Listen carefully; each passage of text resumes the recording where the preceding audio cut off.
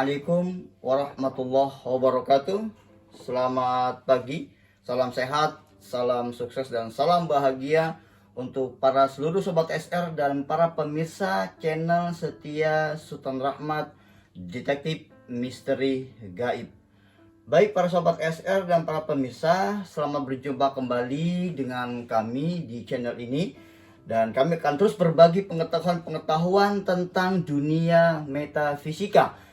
Dan pada kesempatan hari ini, kami akan melanjutkan pembahasan yang ketiga dari materi yang bertemakan tanda-tanda atau gangguan-gangguan bangsa jin terhadap manusia beserta solusinya. Pada pembahasan video yang kedua terkait dengan materi ini, kami sudah memberikan sebuah solusi, kiat-kiat bagaimana cara kita mengatasi gangguan bangsa jin kepada manusia. Pada kesempatan di video tersebut, kami memberikan satu solusi. Salah satu caranya adalah dengan kita menggunakan metode ruqyah, yaitu metode dengan membacakan ayat-ayat suci Al-Quran. Para sobat SR dan para pemirsa, bagi orang-orang yang terkena gangguan jin, ketika dia meruqyah dirinya, nanti akan memberikan beberapa efek, ya, beberapa gejala ketika Anda meruqyah secara mandiri atau Anda memperdengarkan ayat-ayat suci Al-Quran melalui sebuah media sosial di YouTube. Cari YouTube yang membacakan ayat-ayat Al-Quran, kemudian coba Anda pendengarkan hal itu ke telinga Anda. Maka ketika ada gangguan dari bangsa jin terhadap manusia, biasanya akan menimbulkan satu, kepala semakin pusing. Kepala Anda yang tadinya tidak pusing, kemudian memberikan efek terhadap kepala Anda menjadi pusing. Ini salah satu juga tanda bahwa Anda mendapatkan gangguan dari bangsa jin, efek dari Anda mendengarkan ayat-ayat suci Al-Quran melalui metode ruqyah. Kemudian yang kedua, Anda akan merasa mual. Anda ingin muntah, tetapi bukan muntah dari makanan-makanan yang baru beberapa jam Anda konsumsi, Anda makan. Ini hanya bagaikan orang yang sendawa saja. Kemudian yang ketiga, Anda akan terasa panas di bagian punggung Anda, di bagian pinggang Anda. Berarti disitulah jin-jin itu bersemayam, mengganggu di bagian tubuh Anda pada saat itu. Kemudian yang keempat, ada pergerakan kecil, halus di bagian anggota tubuh Anda. Ketika Anda memperdengarkan ayat-ayat suci Al-Quran melalui YouTube, atau Anda membaca sendiri secara mandiri ayat-ayat suci Al-Quran itu, maka ada sesuatu yang seakan-akan berjalan dari anggota tubuh Anda. Dia akan bergerak secara perlahan-lahan. Mungkin nanti dari leher Anda, dari tangan Anda, dari kaki Anda, dari perut Anda, atau anggota-anggota tubuh yang lainnya. Ini menandakan bahwa ruqyah itu memberikan efek terhadap jin yang berada dalam tubuh Anda. Kemudian yang kelima, Anda akan merasakan di mana anggota tubuh Anda sakit, itu bertambah sakit. Ya, umpamanya Anda mengalami sakit di tangan, di mana jin itu bersemayam di tangan Anda, atau Anda mungkin mengalami sakit di bagian kaki. Ketika di ruqyah, dia bisa memberikan efek akan semakin terasa sakit, atau bisa jadi menghilang rasa sakit itu. Nah, ini merupakan efek-efek yang terjadi ketika Anda melakukan sebuah metode ruqyah. Kita akan bahas nanti selanjutnya bagaimana ruqyah yang kita padukan dengan daun bidara, dan di mana titik-titik sembunyi jin biasanya dalam tubuh manusia. Kita akan bahas setelah berikut ini.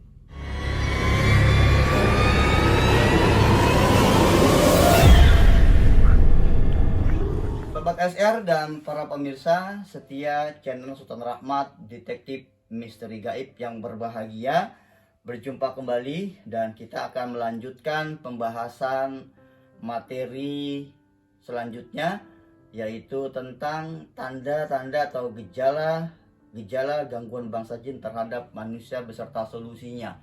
Dan sebelum kita lanjutkan video ini, jangan lupa para sobat SR dan para pemirsa like, komen, dan terus tetap tekan loncengnya agar kita semua tidak ketinggalan dengan video-video yang kami upload setiap minggunya. Baik para sobat SR dan para pemirsa, kita akan lanjutkan kembali. Yang pertama, bahwa solusi dalam menghadapi gangguan dari bangsa jin terhadap kita manusia ini adalah dengan metode ruqyah. Nah, ruqyah ini bisa kita padukan dengan daun bidara. Daun bidara ini adalah salah satu daun yang direferensikan oleh Rasulullah Shallallahu Alaihi Wasallam. Ingat, daun bidara ini ada dua macam jenisnya. Ada daun bidara Cina, ada daun bidara Arab.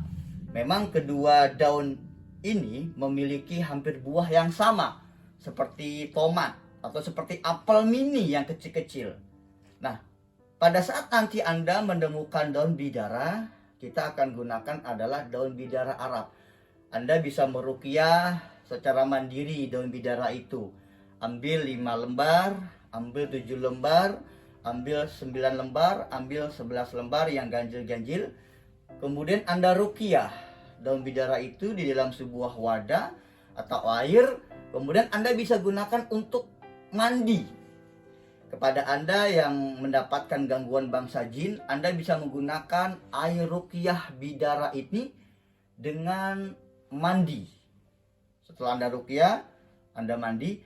Atau juga bisa Anda menggunakan air ruqyah dengan daun bidara itu untuk membersihkan rumah Anda. Anda semprot seluruh rumah Anda yang mungkin Anda bisa mendapatkan gangguan melalui rumah Anda dengan jin yang ditanam di rumah itu, kemudian memberikan gangguan-gangguan kepada kehidupan kita.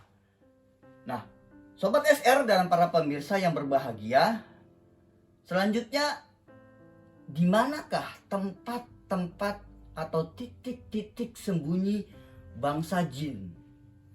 Ini memang tidak dijelaskan dalam Al-Quran, tidak dijelaskan dalam hadis, tetapi ini adalah berdasarkan pengalaman tamu yang kita bantu terapi bagi mereka yang terkena gangguan jin di dalam tubuhnya. Ada beberapa riwayat memang yang harus kita lakukan penekanan terhadap anggota tubuh. Dan ini sebagian besar adalah keterangan daripada para ulama tentang di mana titik-titik sembunyi jin. Yang pertama, kalau Anda merasa Anda sakit di bagian kepala, seperti ditusuk-tusuk, seperti dibakar, rasanya kepala Anda panas, maka biasanya jin itu bersembunyi itu di bagian telinga. Nah, di bawah bagian telinga. Anda bisa melakukan penekanan itu di bawah daun telinga Anda. Dengan Anda membacakan beberapa ayat-ayat suci Al-Quran. Anda tekan itu. Kemudian, yang kedua, Anda bisa melakukan penekanan atau pemijitan di sela-sela 10 jari Anda. Nah, di sini.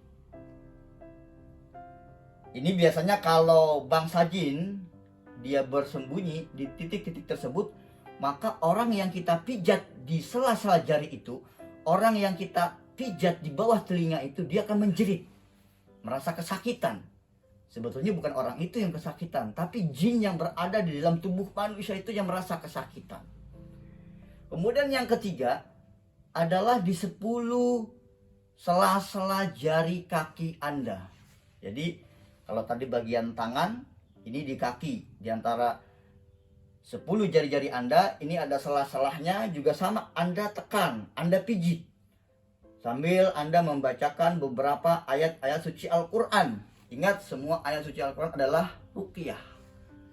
Kemudian yang selanjutnya, yang paling terbesar memberikan efek kalau kita melakukan penekanan terhadap anggota tubuh dan pemijatan, itu adalah di hati.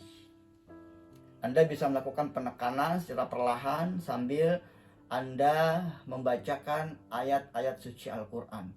Ini biasanya jin yang bersemayam di hati, ini akan memberikan interaksi,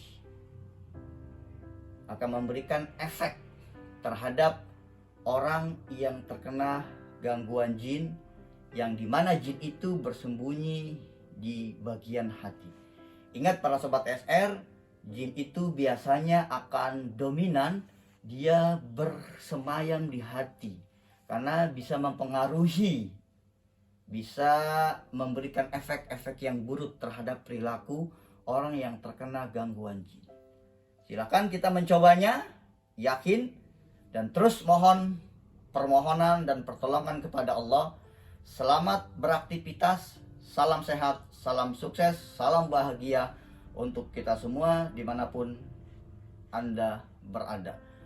Sobat SR, tetap jaya. Wassalamualaikum warahmatullahi wabarakatuh.